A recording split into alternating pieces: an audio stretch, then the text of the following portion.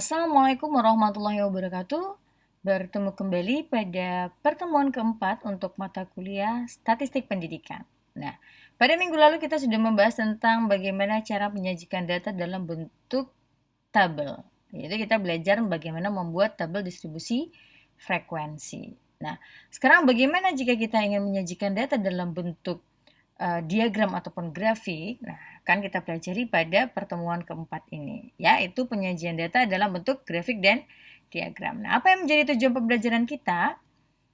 Tujuan pembelajaran kita pada pertemuan kali ini yaitu membuat histogram poligon dan poligon frekuensi, kemudian membuat ogive, ogive, kemudian membuat diagram batang, membuat diagram garis, serta membuat diagram lingkaran. Nah, ini yang menjadi tujuan kita. Oke, kita lanjut pada materi kita, yaitu kita move to Excel and SPSS. Karena kita akan membuat gambar-gambar tadi dengan menggunakan Excel dan juga menggunakan SPSS. Nah, kedua inilah yang akan kita gunakan. Karena kalau bikin gambar nulis-nulis sendiri itu agak repot ya. Jadi kita menggunakan Excel dan SPSS. Oke, kita masuk ke Excel dan SPSS. Kita pertama Excel dulu ya. Oke, ini di Excel. Nah, di sini saudara bisa lihat saya sudah membuatkan data. Nah, ini bentuknya. Bentuk dari diagram yang sudah saya buat. Ini adalah histogram dan poligon. Nah, yang ini chart title-nya nggak saya buat ya. Yang ini adalah ogive dan yang ini adalah diagram batang. Nanti akan juga kita buat diagram garis. Nah, bagaimana cara membuatnya? Nah, saudara harus perhatikan baik-baik karena istilahnya itu jika saudara tidak memperhatikan maka tidak tahu bagaimana cara membuatnya di Excel. Oke, ini saya sudah menyajikan data di sini ya. Ada titik tengah. Ya, ini saya ambil data dari yang sebelumnya. Oke, titik tengah ini diperoleh dengan cara ya. Kemarin kan itu kita ada ada data ya. Kalau misalnya 51 misalnya ya. Ini misalnya nih. Misalnya itu ada data 53 misalnya sampai dengan 50 sampai dengan 52 misalnya seperti itu. Nah, ini kalau kita cari titik tengahnya, maka kan 50 ditambah 52 bagi 2 dapatlah 51. Nah, ini contoh ya, semisalnya gitu ya. Oke, itu ya. Saya hapus dulu ya. Kita hapus dulu.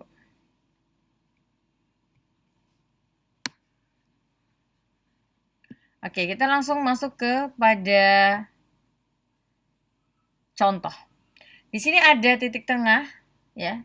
Di sini ada titik tengah, ada histogram. Titik tengah, histogram dan poligon. Nah, histogram di sini maksudnya saya ingin menggambarkan histogramnya. Histogram ini diperoleh dari ini adalah coba saudara bisa memprediksinya. Ini merupakan data apa ini? Data yang kita peroleh dari dari tabel distribusi frekuensi. Oke, itu histogramnya, yaitu misalnya data dari untuk titik tengah. Nah, perlu saya jelaskan dulu ya sedikit. Kalau untuk membuat histogram itu ada yang ini menggunakan titik tengah di sini, ada menggunakan titik tengah. Kalau ini saya menggunakan titik tengah karena kalau kita menggunakan yang namanya batas bawah itu agak susah menggambarnya di Excel. Nah, jadi kita pakai titik tengah. Nah, ada dalam membuat histogram itu ada dengan menggunakan data untuk yang di sumbu X-nya, ya di aksisnya itu menggunakan titik tengah. Nah, ada juga dengan menggunakan batas bawah.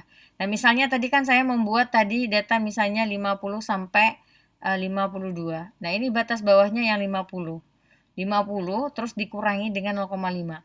Jadi batas bawahnya adalah 49,5. Batas bawah nyata. Ya itu dia. Oke.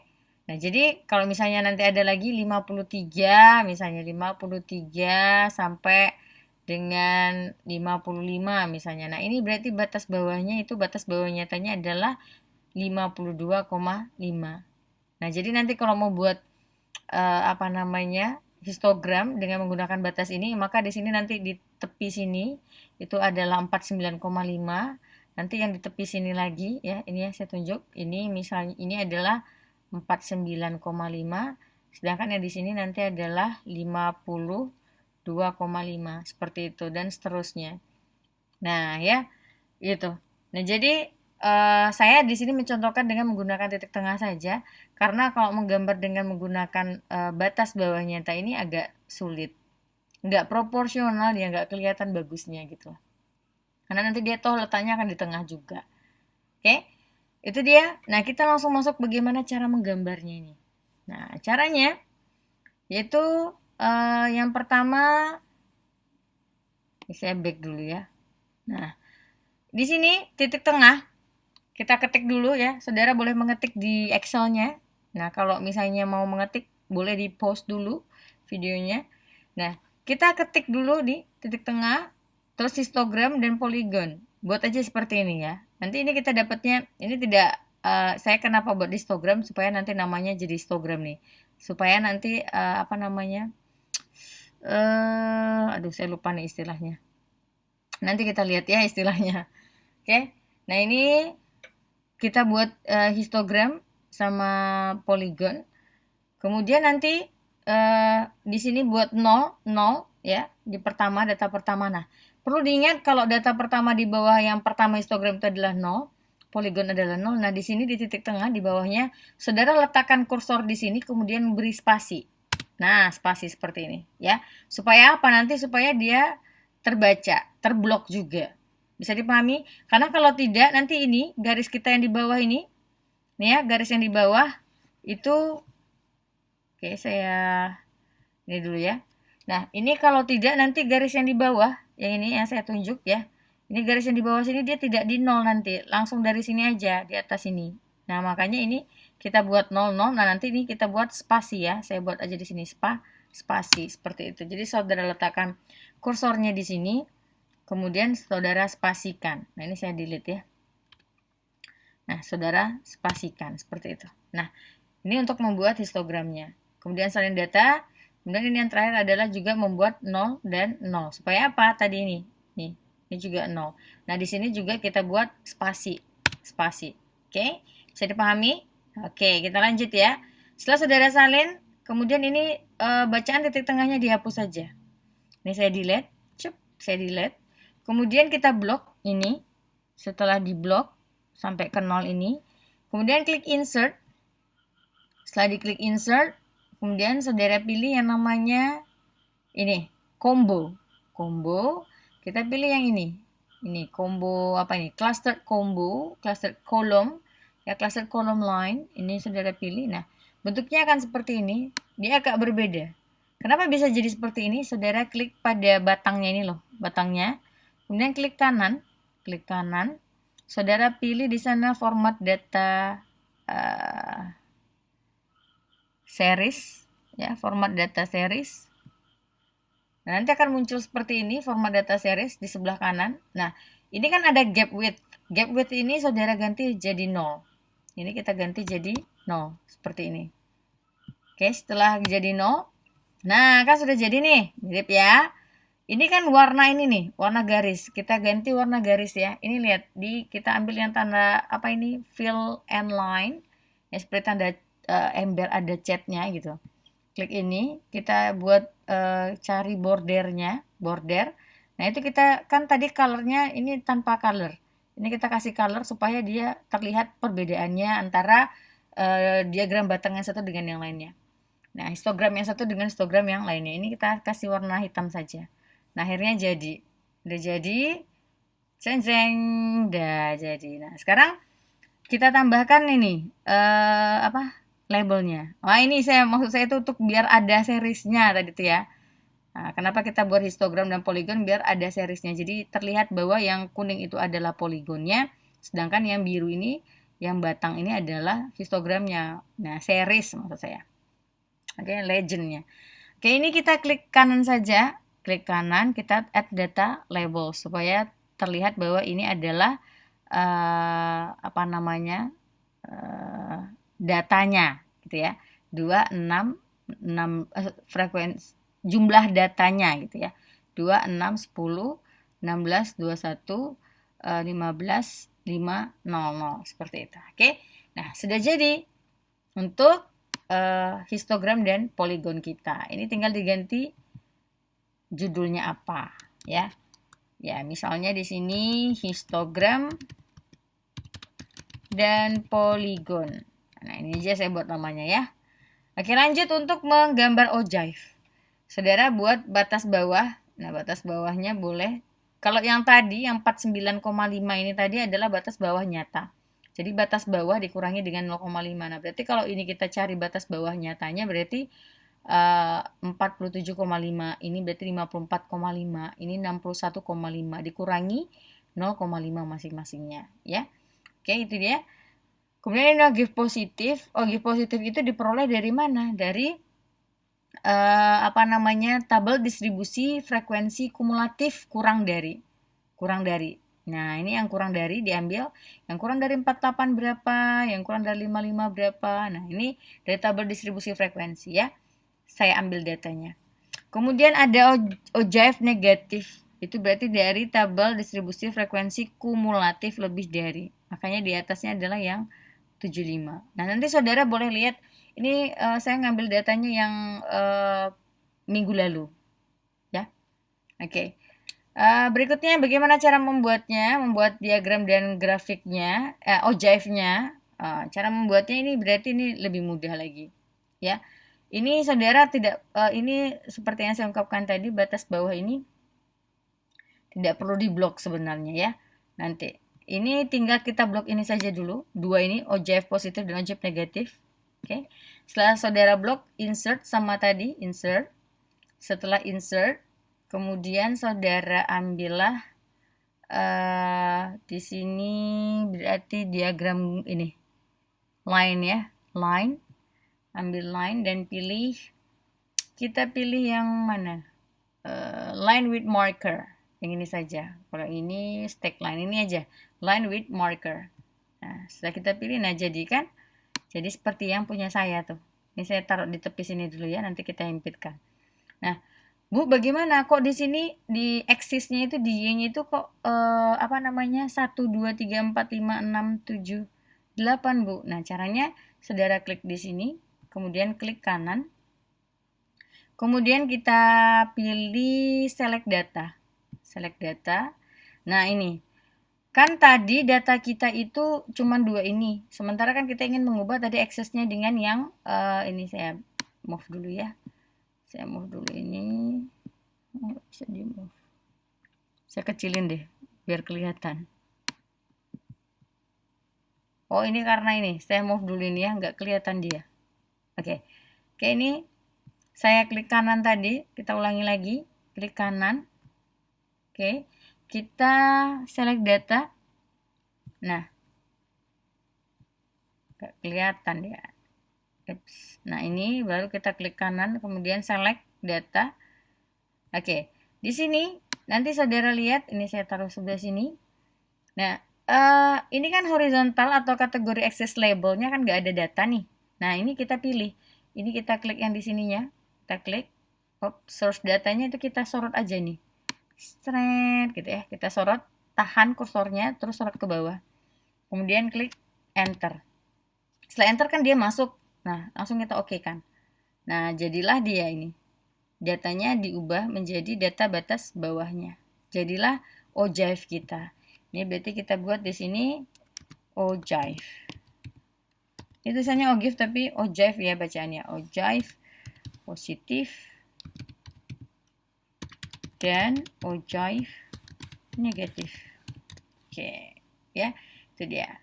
Sekarang kita move dia ke bawah, tutupin ini. Oke, itu dia. Mudah kan? Oke, selanjutnya kita bahas mengenai tadi kita membahas ada membuat diagram histogram poligon, ojive positif, ojive negatif, kemudian lagi tadi tujuan kita juga untuk membuat diagram batang. Nah, kalau diagram batang saya rasa saudara sudah bisa semua nih ya, lebih mudah gitu. Nah, ini saya buat, kalau untuk diagram batang ini datanya, nanti boleh dicoba sendiri, boleh data apa saja. Saya rasa kalau diagram batang saudara udah pada bisa semua, karena udah biasa ya membuat makalah ataupun yang lainnya ya. Oke, ini tinggal kita blok saja. Oke, kita blok saja di sini. Boleh ini ya. Kemudian kita sama tadi insert,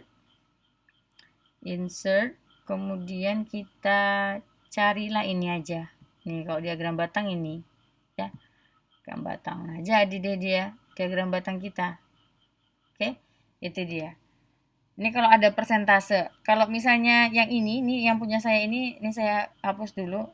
Ini saya nggak, persentasenya nggak saya blok, saya hanya program studi saja sama jumlah. Yang saya blok, kemudian insert, makanya jadinya seperti ini ya, seperti ini gambarnya. Tinggal diagram batang.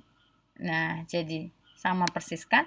Tinggal ini ditambah, klik kanan, add data, labels. Jadi dia sama, persis sama kan? Nah, saya timpa ya. Oh iya, lupa. Ini kan jumlahnya saya blok. Kalau yang ini jumlahnya nggak saya blok, nggak apa-apa. Berarti saudara tahu bagaimana cara membuat diagram batang. Nah, bagaimana cara membuat diagram lingkaran? Kalau diagram lingkaran saudara juga sama, tinggal di blok saja. Kemudian ini jumlahnya nggak saya blok ya. Kemudian insert. Tadi batang garis dulu deh, diagram garis. Diagram garis ya tinggal cari aja nih garis mau yang mana ya. Mau yang ini boleh. Udah terbentuklah diagram garis. Diagram garis di mana ya kita letakin ya. Oh, saya geser ya. Nah, ini diagram garis. Diagram garisnya ya, kalau mau diliatin apanya, ini kan bisa nih dipilih-pilih desainnya. Mau desainnya seperti ini juga boleh. Nah, jadi deh. Oke. Ini bisa diubah kok namanya. Saya jumlah mahasiswa berarti. Jumlah mahasiswa FKIP UIR tahun 2020 gitu. Yaitu judul bisa diubah-ubah. Kemudian itu untuk diagram garis. Kemudian ada lagi diagram lingkaran. Nah, alias pie chart. Kalau pie chart itu ini tinggal di blok saja. Bu, ini Ibu kok kadang blok program studi sama jumlah, kadang enggak apa-apa. Yaitu suka-suka. Tapi kalau karena kan istilahnya itu enggak ngaruh juga. Yang paling berpengaruh itu adalah angka, ya. Nah, ini tinggal di insert. Karena tadi kan saya juga ini memblok ini juga nggak ada ngaruh di sini. Paling di sini ada judulnya jumlah gitu kan. Nah, ini tinggal pie chart, pilih pie chart, pilih terserah mau pie chartnya yang mana. Yang ini pun boleh. Nah, ini sudah. Ini tinggal diubah judulnya apa. Nah, ini misalnya tadi judulnya adalah jumlah mahasiswa FKIP UIR 2020. Ini saya close ya. Nah ini mau ditambah data label, udah. Nah, ini ya. Oke, itu dia. Nah, tapi di sini add data label harusnya di sini kan persentase nih. Ini berarti kita coba select data. Nah, ini kita ganti datanya itu dengan menggunakan yang persentase. Persentase berarti di sini yang mana ya? O4.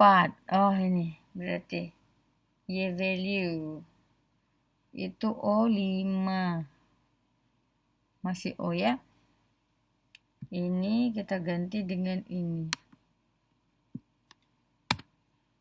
Nah, oke. Maka dia sesuai dengan persentasenya. Sini baru kita add data label. Nah, sesuai dengan persentase karena di dalam diagram lingkaran itu biasanya dalam bentuk persentase. Oke? Biasanya dalam bentuk persentase. Nah, ini menggambarkan persentase dari jumlah. Ini kan saya sudah membuat nih, lihat menghitung persentasenya yaitu 99 dibagi dengan 345 kali 100 dapatlah 29. Ya, jadi dia tidak dalam bentuk ininya. Nah, kalau dalam buat diagram lingkaran itu secara manual berarti kita hitung dulu berapa derajat. Jadi 29 per 100 kali 360 derajat gitu ya. Nah, ini kalau misalnya kita buatnya manual ya. Ya, kalau misalnya kita buat manual berarti kita harus menghitung dulu derajatnya. Derajatnya. Nah, derajatnya kita hitung berarti 29 per 100 kali 360 derajat. Nah, berapa derajat dapatnya gitu. Nanti baru kita pakai busur, baru kita lingkarannya kita bagi-bagi sesuai dengan derajatnya. Karena satu lingkaran itu ada 360 derajat. Bisa dipahami ya? Oke, dah. Finish untuk menggunakan Excel. Nah, bagaimana kita menggunakan SPSS? Nah, sebelumnya saudara bisa mengetik dulu di Excel-nya. Ya, ini data untuk SPSS sudah saya ketik. Di sini coba saudara perhatikan, nanti silakan diketik sendiri di Excel biar nanti gampang copy paste. Ini adalah data kinerja pegawai menurut gender, masa kerja, dan tingkat pendidikan. Ini kita zoom ya.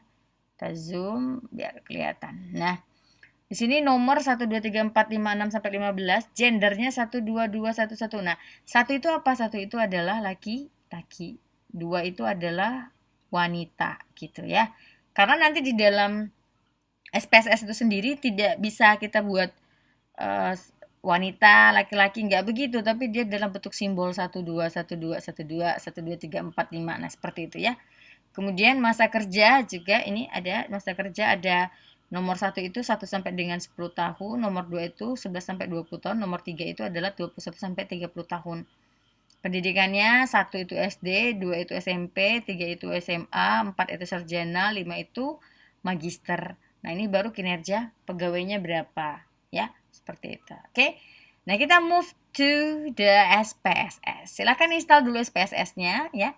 Kita masuk kepada SPSS. Nah, ini SPSS.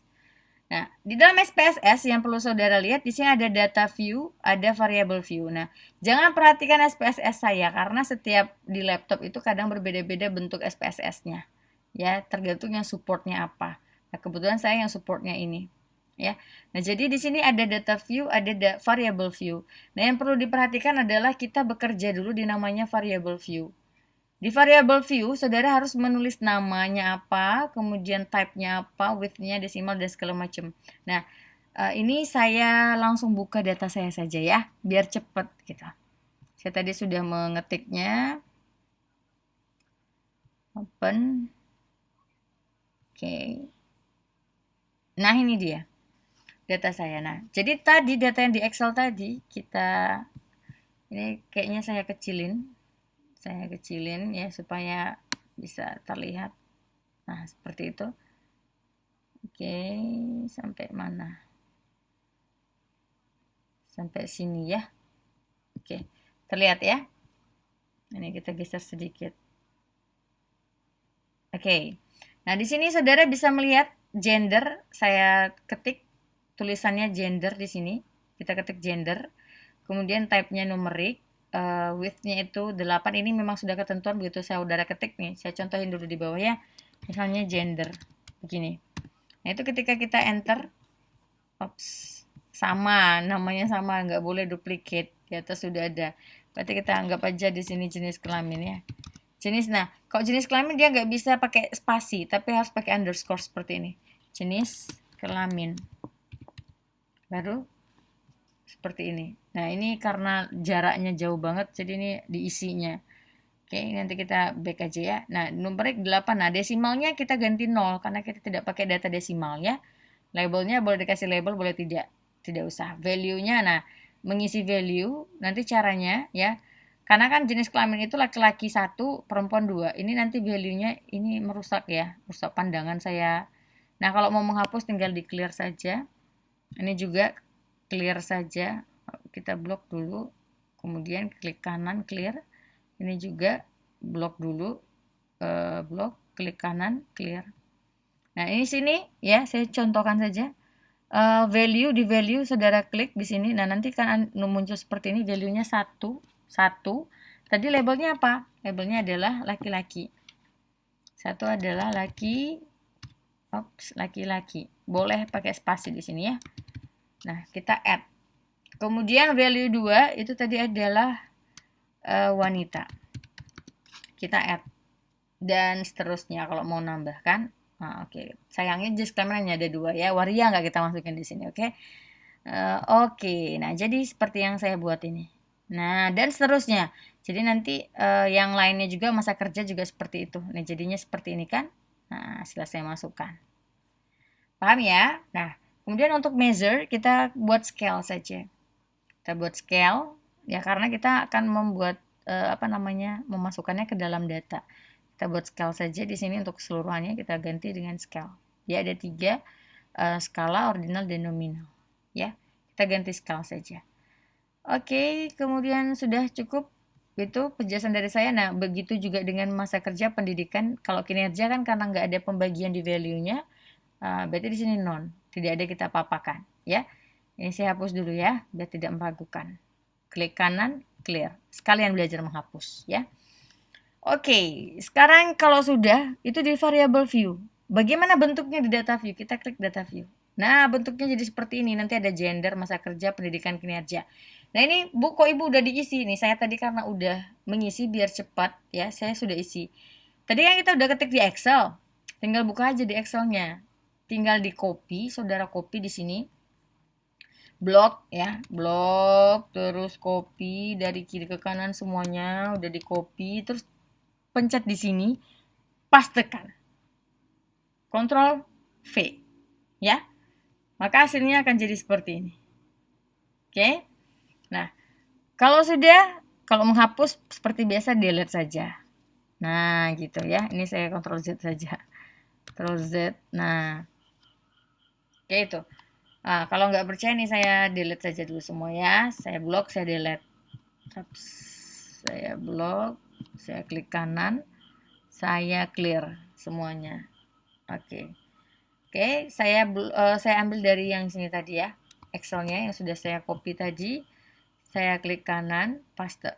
Nah, tercopy semuanya kan. Tapi jangan lupa ya di variable view jangan ada desimalnya karena data kita data bulat.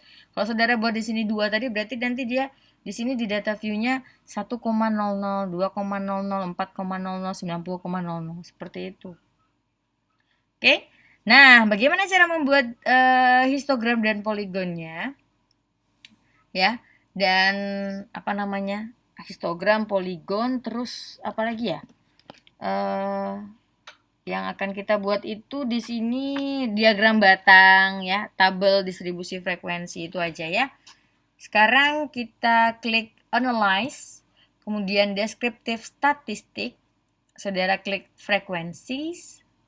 Nah, kinerja ini kita buat untuk histogram poligon ya, kinerja, kita klik kinerja, kita buat histogram poligon dulu ya, kita masukkan ke variabel. Kemudian saudara pilih chart.